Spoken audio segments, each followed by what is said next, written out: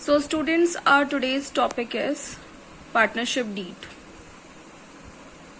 As you know, partnership comes into existence either by an oral or written agreement.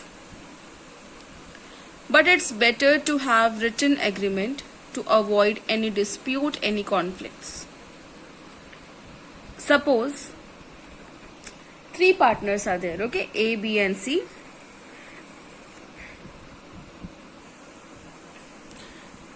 So they decided to enter into a partnership business and उन्होंने decide किया they will distribute their profits or losses equally. Okay? But after 1 year, C denied. He said नहीं, मैंने तो profits में अपना share ज्यादा बोला था. I said 1:1:2. मतलब मैं ज्यादा लूंगा. In that condition, if you don't have any written agreement, what will you do? क्योंकि हमारे पास तो कोई proof है नहीं, agreement हमारा oral में था. So that's why it would be a better option if there is a written agreement. Okay? तो आगे जाके कोई disputes और conflicts ना हो. इनसे बचने के लिए it's better to have a written agreement, and that written agreement in which all the details about the business and their partners are written is known as partnership deed. We can see the meaning here. It is a legal document signed by all the partners and has clauses on the following. So these are the description which is written in your partnership deed. Like description of the partners, their name, description and address, description of the firm, place of business, nature of business, किससे deal करते हैं, commencement of partnership, when they entered into this partnership business, capital contribution उनका कितना है, interest on capital at what rate it is allowed, interest on drawings, their profit sharing ratio, interest on loan. So all the description is written in the partnership deed.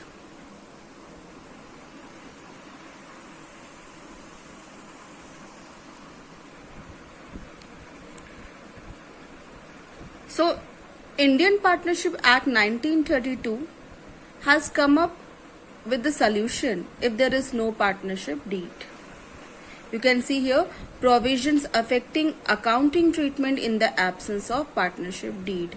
Okay, if there is no partnership deed or it is silent about the following matters, this provision of the Indian Partnership Act 1932 will be applied. Okay, so these are the matters and how to resolve these matters as per Indian Partnership Act 1932. You can see here. First is sharing of profits or losses.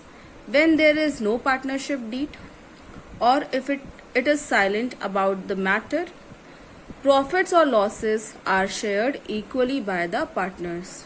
Okay. Next is interest on capital. Interest on capital is not paid or allowed to partners. Interest on drawings, it is not charged from partners. Interest on advance or loan by a partner. If a partner has advanced loan to the business, interest on loan by a partner is allowed at a rate of 6% per annum. Because interest on loan by partner is a charge against profit. Okay, charge against profit का मतलब होता है whether the firm earns profit or incur losses, they need to pay that amount. Next is remuneration to partners. Remuneration means salary, commission, etc. It is not paid to any of the partner if there is no partnership deed. Last is admission of a partner.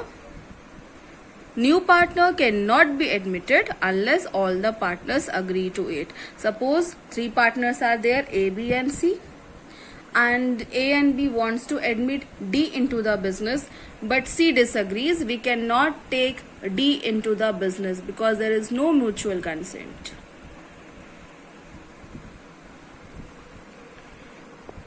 let's discuss some other important provisions of the Indian Partnership Act 1932. Just keep in mind, this provision will be applied only if there is no partnership deed. Okay?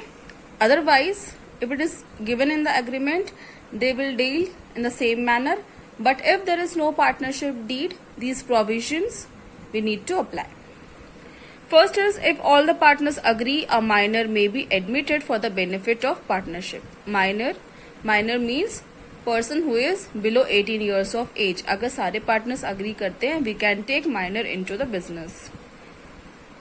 Second, just now we have discussed, a person may be admitted as a partner either with the consent of all the existing partners or in accordance with an agreement among the partners. या agreement में उन्होंने mention किया है या फिर सारे partners का mutual consent है. That time we can take a new partner into the business.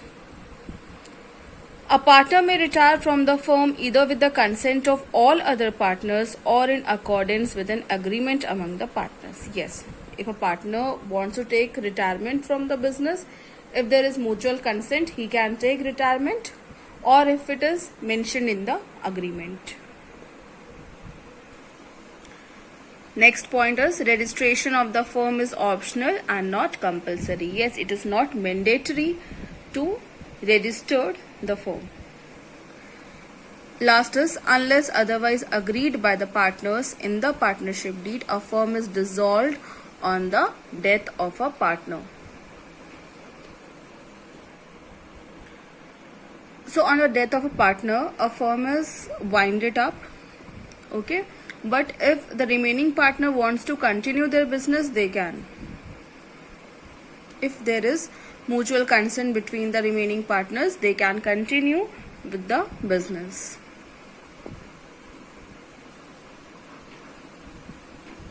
Now let's discuss some of the questions based on today's topic.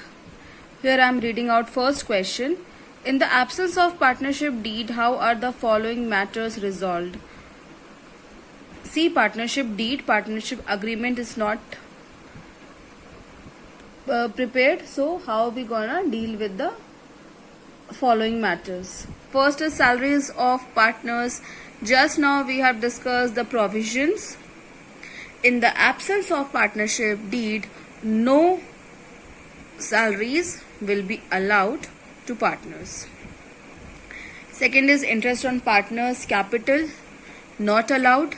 Interest on partners' loan, because it is a charge against profit, it will be allowed at a rate of 6% per annum. Then we have profit division, it will be shared equally among the partners. Next, interest on partners' drawing, not charged. Interest on loan by partners, again the same thing, at the rate of 6% per annum. Interest on loan to partners, not charged. Okay, interest on loan by partner, interest on loan to partner are two different terms. By partners मतलब अगर partner ने loan दिया है firm को तो उस पे 6% मिलेगा इंटरेस्ट पार्टनर्स को. Alright, interest on loan to partners,